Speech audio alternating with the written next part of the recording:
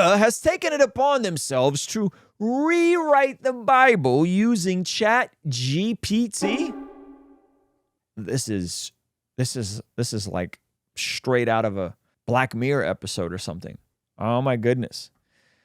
Yep, it's true. Peta used artificial intelligence, chatbot ChatGPT to rewrite the Bible's book of Genesis, into a modern, cruelty-free version filled with vegan teaching. The message is the original book of Genesis is that God created every sentient being. He saw that they were good, and he gave them greens for sustenance. Yeah, buddy. Let's see what Peta's saying about this. Here's their official website. They're so proud. They're so proud about this. What goobers. And they, in the beginning, all animals were treated with respect, according to Peta, which has given the Bible's book of Genesis a modern makeover, using ChatGPT to send a can't-be-missed animal rights message filled with vegan teachings. Shout out to like 90% of vegans who revert back to not being vegans, because it's not very sustainable. Y'all the real MVPs. Peta hopes the new cruelty-free story of creation will appeal to Gen Z, 73% of whom identify as animal rights activists. Is that true? Gen Z? Y'all, 73% of you guys are animal rights activists? Y'all need another cause, man. You need another cause. Shout out to all the folks that are anti-eating animals but okay with abortion. Yeah. Y'all need another cause, desperately. You won't eat meat, but you're okay with babies getting ripped out of the womb? You're okay with babies getting ripped out of the womb, but you would be devastated if it was an animal that got a... Yeah. Shout out to you goobers. Y'all need another cause. Holy moly. In the book, Peta, version of the creation story, animals are referred to as beings rather than beasts or creatures. Y'all must not have ever been around any real animals in the wild. They are beasts and creatures. And plant fibers like hemp and bamboo are used in the place of skins for animals for clothing. As no one with any fashion or moral sense would wear animal skins in the 21st century. Among other new interpretations, in Genesis chapter 22, Abraham travels to the land of Moriah and befriends a gentle lamb to show his reverence and respect for God's creation. Rather than slaughtering a ram to demonstrate his faith, much as human sacrifice, once a reality, is now outlawed all over the world. I want everybody who's down with this, like, shout out to Jeremiah Smith, go try to hug a wild animal sometime. Like, go try to find an animal in the wild. Kangaroo if you're in Australia, one of them disgusting possums if you're in California, and go give one of those a hug. Yeah. See how that goes. See how that goes for you. The Bible has long been used to justify all forms of oppression, so we've used ChatGPT to make it clear that a loving God would never endorse exploitation of or cruelty to animals, says Peta, president. It took God only 6 days to create the entire world, but we realized it would take us years to rewrite the whole Bible. Who asked you guys to do this? Hey, you want to see something kind of crazy? Over 75% of the people that watch this channel are not subscribed. Please consider subscribing and turning your bell notification on so that you don't miss anything we have going here. But we realized it would take us years to rewrite the whole Bible, which is why we've started with the first book. Another revised passage is chapter 21, when Abraham and Sarah, who according to the original Bible were 190 years old respectively when they conceived their child, add to their growing family by adopting a dog. They didn't want Abraham.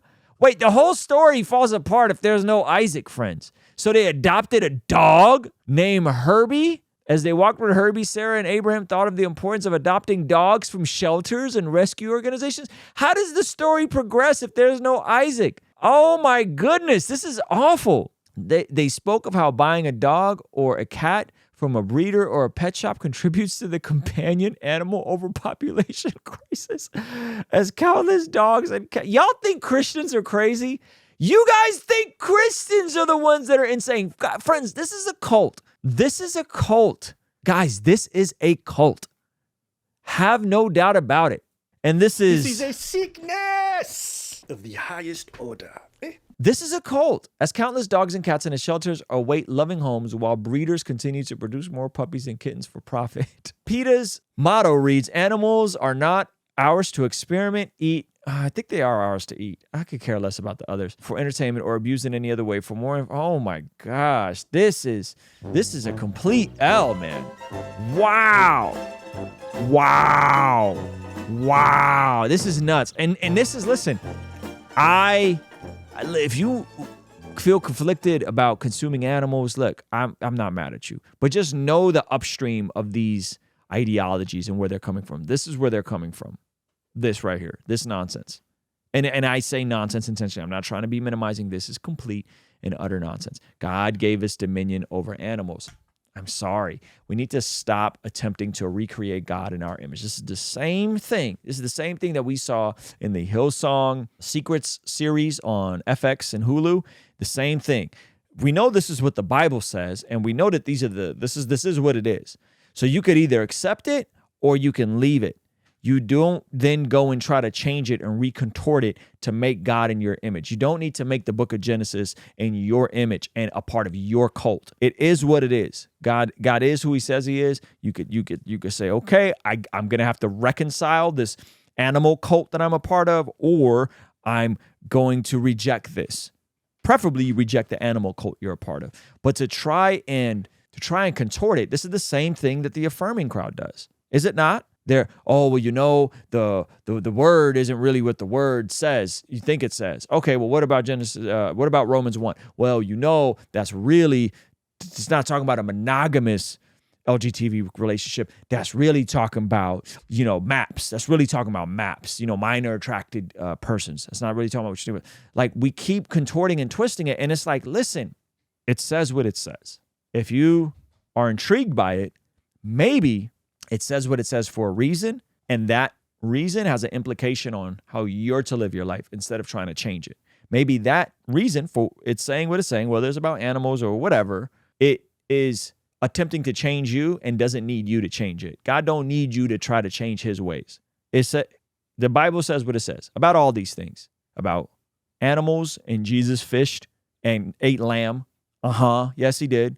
We don't need unbelievable beyond lamb. Jesus ate beyond lamb. We don't need that. Jesus ate beyond fish because, fish are sentient being brothers. And it was very clear. Marriage is for one man, one woman. This is why a man and husband leave and cleave. It is what it is. And if you don't like it, maybe God's trying to conform you to be in his image and not the other way around. Stop this. Everyone wants to be so progressive and so loving and so accepting, except for being accepting and loving of Christians. It's very frustrating if you ask me.